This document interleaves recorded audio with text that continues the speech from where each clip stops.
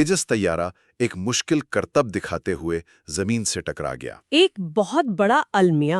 तो आज हम जिन जराये का जायजा ले रहे हैं उनकी मदद से ये समझने की कोशिश करेंगे कि दुबई में जो हुआ वो सिर्फ एक पायलट की गलती या एक बदकिस्मत हादसा था, या उसके पीछे उस जहाज की 40 साल पुरानी तारीख में छुपी तकनीकी और सियासी खामियां हैं। और ये बात वाजे करना बहुत जरूरी है कि हमारा मकसद यहाँ पॉइंट स्कोरिंग नहीं है। बिल्कुल नहीं, हमारा मकसद सिर्फ ये समझना है कि जब इंसानी जान और फ्लाइट सेफ्टी दांव पर लगी हो तो चीजें इतनी गलत कैसे हो सकती हैं। जी, और इस मामले की तह तक पहुँचने के लिए हमें तेजस को सिर्फ एक तैयारे के तौर पर नहीं बल्कि एक पूरे सिस्टम के तौर पर देखना होगा। एक पूरा सिस्टम, सही। आज की हमारी गुफ्तगू 2 हिस्सों में होगी। पहले हिस्से में हम इस तैयारे की 40 साला कहानी, इसकी बनावट में किए गए समझौतों और उन साख्ती कमजोरियों पर बात करेंगे जिनका जिक्र हमारे जराए बार बार करते हैं। और दूसरे हिस्से में हम सीधा हादसे के लम्हे पर आएंगे और इंसानी जिस्म की हुदूद यानी ह्यूमन फैक्टर्स और टेक्नोलॉजी के किरदार का तज्जिया करेंगे। ठीक है। लेकिन बात शुरू करने से पहले मैं समझती हूँ कि हम सब की हमदर्दियाँ इस हादसे में जान देने वाले इंडियन पायलट विंग कमांडर नमाजी सियाल, उनके खानदान और इंडियन एयरफोर्स के साथ हैं। बिलाशुबा। हमारे जराए में ये बात भी मौजूद है कि पाक फजाइया ने भी ताज़ियत का पैगाम भेजा, क्योंकि हवाबाजों की बिरादरी में जब कोई इस तरह जाता है तो ये एक इज्तिमाई नुकसान समझा जाता है। ये किसी जंग का वाक़या नहीं बल्कि एक ख़ानदान का ज़ाती अलमिया है। चलें तो फिर इसकी तारीख से शुरू करते हैं। तेजस प्रोग्राम 1985 में शुरू हुआ, लेकिन तैयारे को फजाइया में शामिल होते होते 2016 आ गया। मतलब 30 साल से ज्यादा का अरसा। जी, 30 साल से ज़्यादा। आखिर इतना वक्त क्यों लगा? क्या ये टेक्नोलॉजी बहुत जदीद थी या कोई और मसला था? ये एक बहुत अहम सवाल है और ज़राए से जो तस्वीर उभरती है वो ये है कि ये ताख़ीर टेक्नोलॉजी की पेचीदगी की वजह से कम और मुसलसल समझौतों की वजह से ज़्यादा थी। समझौते? किस किस्म के समझौते? बुनियादी तौर पर तेजस को बनाने में 40 साल इसलिए नहीं लगे कि ये बहुत जदीद था, बल्कि इसलिए कि ये शुरू से ही कॉम्प्रोमाइज़ेस का एक मजमुआ था। अच्छा। ये एक ऐसा तैयारा है जो कागज पर तो बन गया, लेकिन इसे बनाने वाली टेक्नोलॉजी, इंजन और सियासी इरादा वो कभी एक साथ मौजूद ही नहीं थे। यानी हर सतह पर मसाइल थे। बिल्कुल, बार बार डिजाइन की जरूरतें बदलती रहीं। कभी एयरफोर्स कुछ मांगती, कभी बनाने वाले कहते कि ये मुमकिन नहीं, और कभी फंड्स की कमी आड़े आ जाती। नतीजा ये निकला कि ये तैयारा इंजीनियरिंग के उसूलों से ज्यादा मुफाहमत के उसूल पर तैयार हुआ। और ये मुफाहमत सिर्फ डिज़ाइन की तब्दीलियों तक महदूद नहीं थी। हमारे पास जो रिपोर्ट्स हैं वो हिंदुस्तान एरोनॉटिक्स लिमिटेड यानी HAL की पैदावारी सलाहियत और क्वालिटी कंट्रोल पर भी संगीन सवालात उठाती हैं। जी बिल्कुल, HAL भारत की सरकारी एरोस्पेस कंपनी है, लेकिन इसकी कारकर्दगी पर हमेशा से सवालिया निशान रहा है। किन हवालों से? जराए कई मखसूस मसाइल की निशानदही करते हैं। एक तो ये कि वो जितने तैयारे बनाने का वादा करते हैं उतने बना नहीं पाते। प्रोडक्शन कैपेसिटी का मसला। जी, और दूसरा, जो तैयारे बनते भी हैं उनके मेयार का मसला। ज्यादातर असेंबली आज भी हाथ से की जाती है, यानी मैनुअल असेंबली। आज के दौर में जब सब कुछ रोबोटिक है। जी, जबकि आज के जदीद लड़ाका तैयारे जैसे F-35 या राफाल रोबोटिक प्रिसिजन से बनते हैं, जहां 1 मिलीमीटर का फर्क भी काबिल कबूल नहीं होता। और हाथ से काम करने की वजह से क्या होता है? इसकी वजह से तेजस के मुख्तलिफ यूनिट्स में एक जैसे मसाइल बार बार सामने आए। कभी फ्यूल लाइंस लीक हो रही हैं, कभी जहाज के पैनल ठीक से जुड़े हुए नहीं हैं, कभी कॉकपिट में गैर मामूली वाइब्रेशंस महसूस हो रही हैं, और कभी इलेक्ट्रिकल ग्राउंडिंग के इश्यूज आ रहे हैं। ये छोटी छोटी खामियां मिलकर एक नाकाबिले एतबार मशीन बना देती हैं। अच्छा, तो क्वालिटी कंट्रोल के मसाइल तो अपनी जगह, लेकिन मैंने पढ़ा है कि इस तैयारे का दिल यानी इसका इंजन वो तो शुरू से ही एक बेजोड़ मिलाप था। आपने बिल्कुल सही पकड़ा। ये शायद तेजस की कहानी का सबसे बड़ा समझौता है। कैसे? इस तैयारे का एयरफ्रेम एक भारतीय साख्ता इंजन कावेरी के लिए डिजाइन किया गया था। मंसूबा ये था कि इंजन भी हमारा होगा और जहाज भी। लेकिन वो कावेरी इंजन तो कभी बना ही नहीं है ना? बिल्कुल, वो आज तक लेबोरेटरीज में ही पड़ा है। तो मजबूरी में امریکہ سے جنرل الیکٹرک کا F404 انجن خرید کر اس میں لگا دیا گیا۔ اب مسئلہ یہ ہے کہ آپ کے پاس ایک جسم ہے جو کسی اور دل کے لیے بنا تھا اور آپ نے اس میں کوئی دوسرا دل فٹ کر دیا ہے۔ لیکن کیا یہ عام بات نہیں ہے؟ کئی طیاروں میں ایسے انجن استعمال ہوتے ہیں جو خاص طور پر ان کے لیے نہیں بنے ہوتے۔ تیجس کے معاملے میں ایسا کیا مختلف تھا کہ یہ ایک بڑی کمزوری بن گیا؟ یہ ایک بہترین نقطہ ہے۔ ہاں، ایسا ہوتا ہے، لیکن تیجس کے معاملے میں یہ مس میچ بہت اہم تھا۔ F404 انجن برا نہیں بلکہ بہت قابل اعتماد ہے، لیکن وہ اس ایئر فریم کے لیے موزوں ترین نہیں تھا۔ بالکل، اس کی وجہ سے طیارے کی تھرسٹ یعنی طاقت محدود ہو گئی اور اس کی پے لوڈ یعنی ہتھیار اٹھانے کی صلاحیت پر بھی سمجھوتا کرنا پڑا۔ اور سب سے بڑا مسئلہ زیادہ اونچائی پر حملے کے انتہائی زاویوں یعنی ہائی اینگل آف اٹیک کے دوران سامنے آیا۔ ایسے کرتب دکھاتے ہوئے جب جہاز کی ناک بہت اوپر اٹھی ہوتی ہے، انجن کو ہوا کی مسلسل سپلائی چاہیے ہوتی ہے۔ اس بے جوڑ ڈیزائن کی وجہ سے ایئر انٹیک میں ہوا کا بہاؤ متاثر ہوتا تھا، جس سے انجن کے بند ہونے کا خطرہ بڑھ جاتا تھا۔ اور دبئی جیسے ایئر شو میں پائلٹ جہاز کو انہی حدود تک لے کر جاتا ہے، اسی مقام تک۔ تو ایک طرف تکنیکی خامیاں اور سمجھوتے اور دوسری طرف ایک زبردست سیاسی دباؤ۔ ایسا لگتا ہے کہ تیجس ایک فوجی ضرورت سے زیادہ میڈ ان انڈیا کی ایک سیاسی علامت بن گیا تھا۔ بالکل، جب کوئی پروجیکٹ قومی فخر کی علامت بن جائے تو فیصلے انجینئرز کے ہاتھ سے نکل کر سیاستدانوں کے ہاتھ میں چلے جاتے ہیں۔ اچھا، ذرائع بتاتے ہیں کہ تیجس کے ساتھ بھی یہی ہوا۔ ڈیڈ لائنز تکنیکی تیاری دیکھ کر نہیں بلکہ قومی تہواروں یا ایئر شوز کو دیکھ کر طے کی جانے لگی۔ مطلب ٹیسٹنگ مکمل ہونے سے پہلے ہی اسے نمائش کے لیے بھیج دیا جاتا۔ جی، اور اس پورے معاملے پر انڈین ایئر فورس خود بھی خوش نہیں تھی۔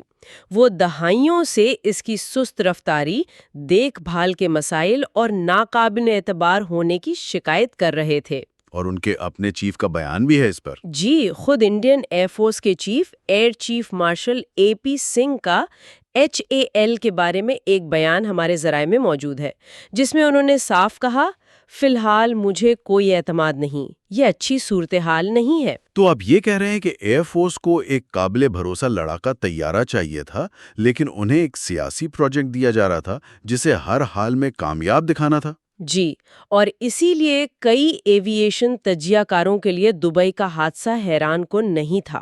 ان کے مطابق یہ ناگزیر تھا۔ انیویٹیبل۔ جی، یہ صرف وقت کی بات تھی کہ کب یہ اندرونی کمزوریاں جو 40 سال سے چھپی ہوئی تھیں پوری دنیا کے سامنے آ جائیں گی۔ دبئی ایئر شو وہ لمحہ تھا۔ پور ایئر شو میں تیجس کی ایک پرفارمنس کا خاص طور پر ذکر کرتے ہیں جو دبئی میں کیے جانے والے کرتب سے بہت ملتی جلتی تھی۔ اس میں ایسا کیا خاص تھا؟ اس میں خاص بات وہ کرتب تھا جسے آؤٹ سائڈ ٹرن کہتے ہیں۔ Out side turn. جی، یہ ایک ایسا خطرناک موڑ ہے جو مکمل طور پر منفی جی فورس کے تحت کیا جاتا ہے، اور یہی نقطہ اس حادثے کی ممکنہ وجہ کو سمجھنے کی چابی ہے۔ منفی جی فورس۔ جی، زیادہ تر پائلٹس اور طیارے مثبت جی فورس یعنی پازیٹیو جی فورس کے لیے بنے ہوتے ہیں۔ منفی جی فورس، نیگیٹو جی فورس ایک بالکل مختلف اور کہیں زیادہ خطرناک چیز ہے۔ اچھا، اس فرق کو ذرا آسان لفظوں میں سمجھائیں۔ مثبت جی اور منفی جی میں جسم پر کیا اثر پڑتا ہے؟ دیکھیں، جب آپ تیزی سے اوپر جاتے ہیں جیسے رولر کوسٹر میں، تو آپ اپنے آپ کو سیٹ میں دھنستا ہوا محسوس کرتے ہیں۔ یہ مثبت جی فورس ہے۔ ٹھیک ہے۔ اس میں خون آپ کے دماغ سے پیروں کی طرف جاتا ہے۔ پائلٹس اس سے بچنے کے لیے خاص قسم کے جی سوٹ پہنتے ہیں جو ان کی ٹانگوں پر دباؤ ڈال کر خون کو واپس اوپر یعنی دماغ کی طرف دھکیلتے ہیں۔ اور منفی جی؟ لیکن منفی جی فورس اس کا الٹ ہے۔ یہ تب ہوتا ہے جب جہاز تیزی سے نیچے کی طرف غوطہ لگاتا ہے۔ اس میں خون پیروں سے نکل کر شدید دباؤ کے ساتھ دماغ کی طرف جاتا ہے۔ اسے ریڈ آؤٹ بھی کہتے ہیں کیونکہ آنکھوں میں خون اتر آتا ہے۔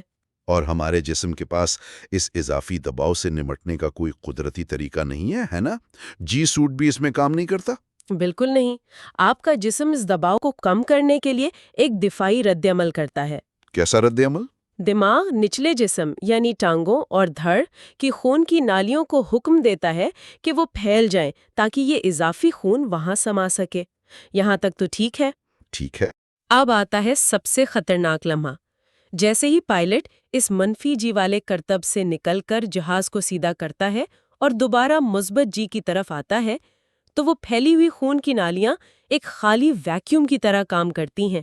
خون انتہائی تیزی سے دماغ سے نیچے کی طرف کھنچ جاتا ہے۔ اوہ، تو جسم کا اپنا دفاعی نظام ہی اس کے خلاف کام کر جاتا ہے؟ عین اسی وقت دماغ کو خون کی سپلائی میں یہ اچانک اور شدید کمی ایک ایسی کیفیت پیدا کرتی ہے جسے جی لاک کہتے ہیں، یعنی gravity induce loss of consciousness. مکمل بے ہوشی؟ ضروری نہیں کہ پائلٹ مکمل بے ہوش ہو جائے، لیکن چند سیکنڈز کے لیے اس کا دماغ ریبوٹ موڈ میں چلا جاتا ہے۔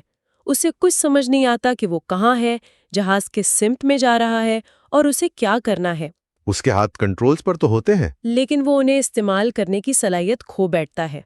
یہ سوچنا بھی کتنا خوفناک ہے کہ ایک پائلٹ جو اپنی زندگی کی بہترین فارم میں ہوتا ہے، صرف چند سیکنڈ کے لیے فزکس اور بائیولوجی کے ہاتھوں بے بس ہو سکتا ہے۔ اور اگر ہم اس تھیوری کو دبئی حادثے کی فوٹیج سے جوڑیں تو کیا تصویر بنتی ہے؟ تصویر بالکل صاف ہو جاتی ہے۔ فوٹیج میں نظر آتا ہے کہ جیسے ہی تیجس اس آؤٹ سائڈ ٹرن سے نکلتا ہے، اس کی ناک تیزی سے زمین کی طرف گرتی ہے۔ اور اس کے بعد جہاز کو سنبھالنے کی کوئی قابل ذکر کوشش نظر نہیں آتی۔ جہاز بس گرتا چلا جاتا ہے۔ یہ جی لاک کی علامت ہے؟ یہ جی لاک کی ایک ٹیکسٹ بک علامت ہے۔ ایسا لگتا ہے کہ منفی جی سے مثبت جی کی طرف منتقلی کے اس نازک لمحے میں پائلٹ چند سیکنڈز کے لیے اپنا ہوش و حواس کھو بیٹھا، اور اتنی کم بلندی پر وہ چند سیکنڈز ہی زندگی اور موت کا فیصلہ کر دیتے ہیں۔ لیکن کیا کوئی اور وجہ بھی ہو سکتی ہے؟ کچھ لوگوں نے زمین سے ٹکرانے سے چند لمحے پہلے ایک سفید فلیش کی بات کی ہے۔ کیا یہ ممکن ہے کہ پائلٹ نے ایجیکٹ کرنے کی کوشش کی ہو؟ جی، وہ سفید فلیش ممکنہ طور پر ایجیکشن سیٹ کے چھوٹے ڈروگ شوٹ کا ہو سکتا ہے، جو مین پیراشوٹ کو باہر کھینچتا ہے۔ لیکن یہاں دو سوال ہیں۔ کیا ایجیکشن پائلٹ نے خود شروع کی یا یہ جہاز کے زمین سے ٹکرانے پر خودکار نظام کے تحت ہوئی؟ فوٹیج سے یہ بتانا ناممکن ہے۔ لیکن ایک بات تو یقینی ہے۔ ایجیکشن بہت کم اونچائی پر اور بہت دیر سے ہوئی۔ کم بلندی پر ایروبیٹکس کا سب سے بڑا المیہ یہی ہے کہ آپ کے پاس غلطی کی گنجائش صفر ہوتی ہے۔ جی لاک آپ کو کوئی وارننگ نہیں دیتا۔ اور کیا انجن کی خرابی یا فلائی بائی وائر سسٹم کے فیل ہونے کا کوئی امکان تھا؟ لوگ اکثر تکنیکی خرابی کو پہلی وجہ سمجھتے ہیں۔ یہ سوال بہت اہم ہے اور ذرائع ان دونوں امکانات کو رد کرتے ہیں۔ دونوں کو؟ جی، انجن، جیسا کہ ہم نے بات کی، جنرل الیکٹرک کا F404 ہے۔ یہ ایک انتہائی آزمودہ اور قابل اعتماد انجن ہے جو دنیا بھر کے ہزاروں طیاروں میں استعمال ہو رہا ہے۔ اس میں اتنی طاقت تھی کہ وہ جہاز کو آسانی سے نکال سکتا تھا، بشرطے کہ پائلٹ اسے کنٹرول کر رہا ہوتا۔ اور فلائی بائی وائر سسٹم؟ جہاں تک فلائی بائی وائر سسٹم کا تعلق ہے، یہ جدید طیاروں کا ڈیجیٹل اعصابی نظام ہوتا ہے۔ اس میں کئی حفاظتی تہیں یعنی ریڈنڈنسی لیئرز ہوتی ہیں۔ اگر ایک سسٹم فیل ہو تو دوسرا کام شروع کر دیتا ہے۔ تو اس کا مکمل فیل ہونا ناممکن ہے؟ اس خاص لمحے میں اس پورے سسٹم کا ایک ساتھ مکمل طور پر فیل ہو جانا تقریباً ناممکن ہے۔ اس لیے تمام شواہد اور تجزیے اسی ایک نتیجے کی طرف اشارہ کرتے ہیں۔ سب سے زیادہ ممکنہ وجہ پائلٹ کا جی لاک کا شکار ہونا ہے۔ تو ان سب کا مطلب کیا نکلتا ہے؟ اگر ہم پوری تصویر کو جوڑیں تو کہانی کیا بنتی ہے؟ کہانی یہ بنتی ہے کہ یہ حادثہ غالباً ایک انسانی عنصر یعنی پائلٹ کے جی لاک کا شکار ہونے کی وجہ سے پیش آیا۔ لیکن صرف اتنا نہیں ہے؟ نہیں، بالکل نہیں۔ لیکن یہ حادثہ ایک ایسے طیارے کے ساتھ ہوا جس کی پوری تاریخ ٹیکنیکل، ساختی اور سیاسی سمجھوتوں سے بھری ہوئی تھی۔ ان کمزوریوں نے ایک ایسا ماحول پیدا کر دیا تھا جہاں پائلٹ کے لیے غلطی کی گنجائش انتہائی کم رہ گئی تھی۔ یہ ایک پرفیکٹ سٹارم تھا۔ جی بالکل، ایک ایسا کرتب جو انسانی جسم کی حدود کو چیلنج کرتا ہے، ایک ایسے طیارے پر کیا جا رہا تھا جو خود اپنی ٹیکنیکی حدود پر چل رہا تھا۔ اور اس حادثے کے تیجس کے مستقبل پر کیا اثرات ہوں گے؟ بھارت کے بڑے منصوبے تھے اسے برآمد کرنے کے، ملیشیا، مصر، ارجنٹائن جیسے ممالک کو اسے بیچنے کی بات ہو رہی تھی۔ ان منصوبوں کو شدید دھچکا لگا ہے۔